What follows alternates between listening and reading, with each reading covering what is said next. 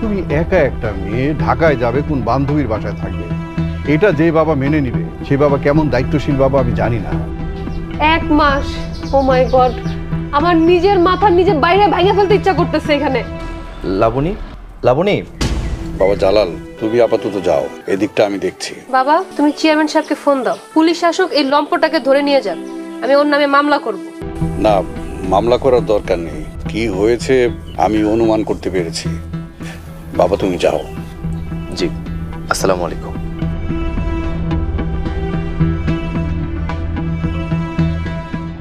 বাবা, তুমি ক্রিমিনালটাকে যেতে দিলে? কাজটা তুমি একদমই ঠিক করো নাই।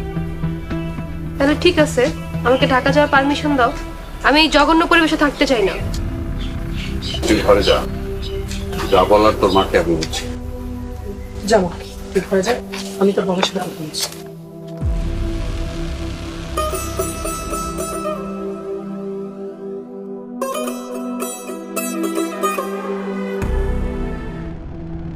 দোস্ত, তুই ধরে নে, আমার ঢাকা আসা কনফার্ম। কালকে বা পরশু দিনের ভিতরে চলে আসবো। আচ্ছা মা আসছে, আমি পরে কল করছি, ভাই।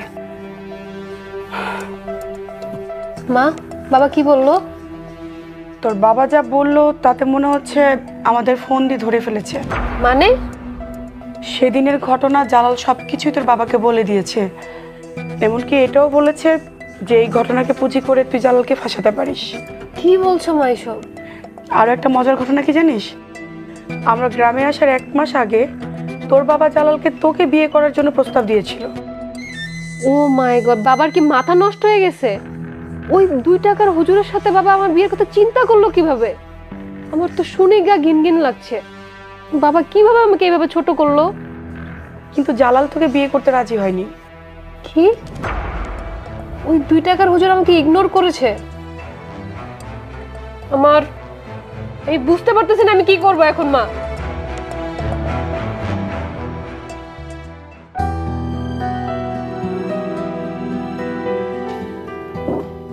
সরি জালাল, আসতে একটু লেট হয়ে গেল। চাটা কিছু খেয়েছো? আমি কিন্তু 1 কাপ চা খেতে চাই। কাকা, আপনি চা খেয়ে বাড়িতে যান, আর কাল থেকে এখানে আসা দরকার নেই। মানে? কাকা, আপনাকে খুব স্পষ্টভাবেই বলেছি, কাল থেকে আর কাজে আসা দরকার নেই। না বোঝার মতো তো আর কিছু করি নাই। তার মানে তুমি কি আমাকে চাকরি থেকে বরখাস্ত করছো? কাকা, আপনার যদি কোনো দেনা পাওনা থাকে আপনি ক্যাশিয়ারের কাছে বুঝে নেবেন। আমার কি অপরাধ বাবা? মানুষ যেমন নিজের কর্মফল ভোগ করে, তেমন তার আশেপাশের মানুষের কর্মফল ভোগ করে। আপনি অনেক বুদ্ধিমান, আশা করি এর থেকে বেশি কিছু বলতে হবে না। বুঝতে পেরেছি বাবা, বুঝতে পেরেছি। বড় বিপদে পড়েই তোমার কাছে এসেছি। তুমি আশা দিয়েছো, ভরসা দিয়েছো। আজকে সেই ভরসার জায়গাটুকু আমার উপর থেকে চলে যাচ্ছে। খুব কষ্ট পেলাম। আমাকে কি শুধু চাকরি থেকেই বরখাস্ত করলে, নাকি তোমার বাড়ি থেকেও তাড়িয়ে দিবে? কাকা, গ্রামে থেকে আর কি করবেন? আপনি বাড়িটা ছেড়ে দিলে আমি এখানে বিল্ডিং বানাবো। ও হ্যাঁ, তাই তো। কিন্তু বাবা, আমাকে কি আর 2-1টা মাস সময় দেওয়া যায়?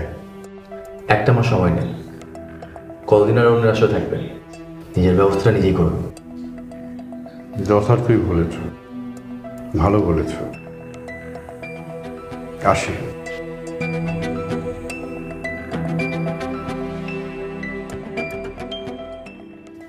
সব শেষ হয়ে গেল। যেটুকু আশা ছিল সেটাও শেষ হয়ে গেল। বাবা, এই বাড়ি যে আমাদের না, তুমি তো একবারও বলনি জালাল যে আমাদের দয়া করে এখানে থাকতে দিয়েছে। মা, তুমিও তো আমাকে একবারও বলনি। তোর বাবা বলতে নিষেধ করেছিল। কিন্তু কেন?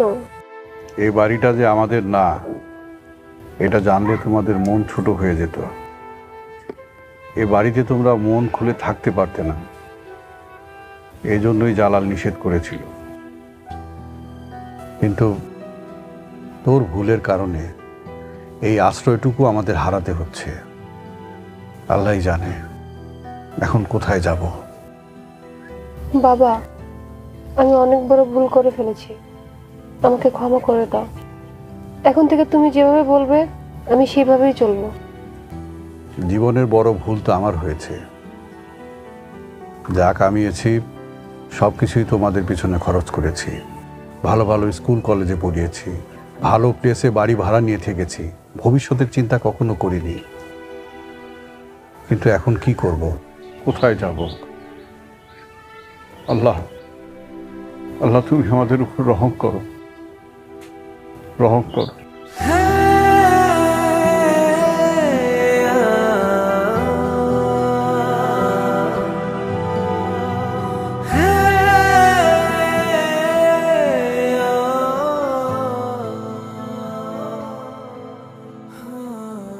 মালাবনি এটা জালালের কাছে যাও, ওকে যে মাপছে। মা, জালাল যদি আমাকে মাফ না করে? ওর মনটা দয়া মায়া দিয়ে ভরা, ও খুব ভালো মানুষ। একবার জামা ওর কাছে যে মাপছে।